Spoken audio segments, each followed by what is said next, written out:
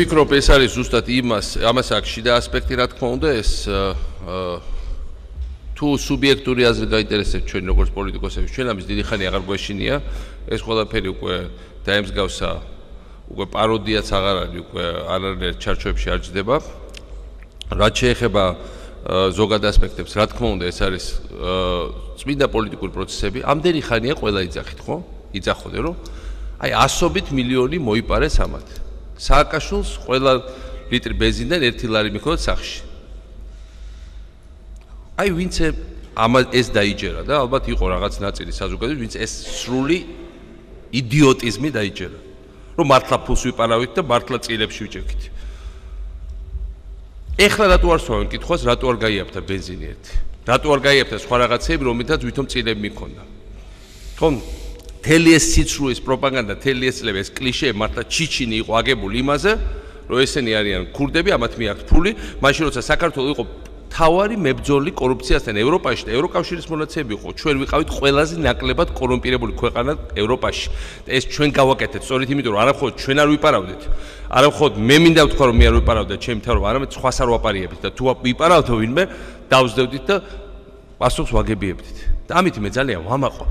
და რამდენიც არ უნდა ილაპარაკონ ამათ, ჩვენ არაფერი არ გვაქვს დასაყვედრებელი ამ კუთხით. შეიძლება ბევრი სხვა რაღაცა არასწორად გაკეთა თუ სწორად გაკეთა, ამას შეაფასებთ ხალხიც და შეაფასებს ისტორიაც, მაგრამ ნამდვილად არ მივიღებ ბრალდებას რაიმე სახის მთავრობის ფართომასშტაბიან ჩართვაში კორუფციასთან. პრაქტიკულად ეს იყო თითქმის ნოლზე დაყვანილი მთელი ეს წლები და ეს ჩვენმა ხალხმა შვენივრად იცოდა და ეს არის ეს მხოლოდ დასტურდება. ამიტომ ამ ყველაფერს აქვს მხოლოდ ერთი ასპექტი.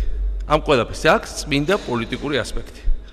და როგორც თქვა ევროკომისარმა, ჩემთვის ეს არის ძალიან მტკივნეო, როცა ჩვენ ასე ვიქცევით, როცა ჩვენ ქუჩებში ასე ვიქცევით. აქ უკვე მარტო შიდა საკითხი კი არ არის. ქვეყნის საგარეო პოლიტიკური საკითხები დგება. ქვეყნის უსაფრთხოების საკითხები დგება.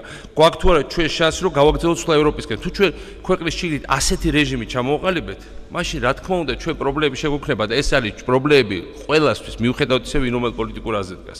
არ შეიძლება ჩვენ თქვა თუ არის ძირითად ფასეულობებზე, ძირითად თამაშწესებზე, იმიტომ რომ საბოლოო ჯამში ეს ჩვენ გაგვიძნელებს იმ მიმართულების სვლას, რომელსაც ქვია ევროპისკენ გეზი. აგერ თავისუფალ უვიზო მიმოსვლა იქნება უახლოეს თვეებში დავიწყებთ ამ პროცესს ევროკავშირთან, რომ გადავიდეთ ამ პროცესში, ამას დაჭირდება გარკვეული დრო.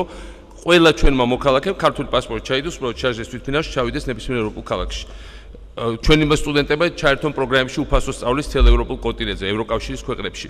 ჩვენი პროდუქცია შევიდეს ბაჟის გარეშე ევროპაზრებზე. ასოცირების ხელშეკრულება და მომავალში მე მაინც არ ვკარგავ იმედს, რომ ევროკავშირის წევრობის. აი ამ ყველაფერი პერსპექტივების წინ და იმის წინ, რომ ნატოში სერიოზული პერსპექტივები გვაქვს. ნუ თუ ამ წვრილმან რაღაცა ბოღმებს და ამ ჩვენივე მოგონილ სისულელეებს რომ რაღაცა იყო, რაც არ იყო. ბნელ ოთახში იყო ბნელი კატა და არ არის არც ბნელი კატა და შუქს როგორც კი აერთებ, ეს ყველაფერი გამოჩნდება, უნდა გადავაყოლოთ თავარი რამ. ამიტომ მე ამას კიდევ თუ ვინმეს გონია რომ ამით ვინმეს დააშინებს, ამ ხალხმა დაამტკიცა რომ ამისი არ ეშინია. მაგრამ ქვეყნას ამით აყენებენ ზიანს და ამაზე ეს მართლა მაშინებს. მე ეს მაშინებს. მე მაშინებს რომ ჩვენ ქვეყანას ექნება გრძელვადიანი პრობლემები. და ეს ყველას უნდა გვაშინებდეს, მიუხედავად ისე მთავრობაში ვიქნებით თუ ოპოზიციაში.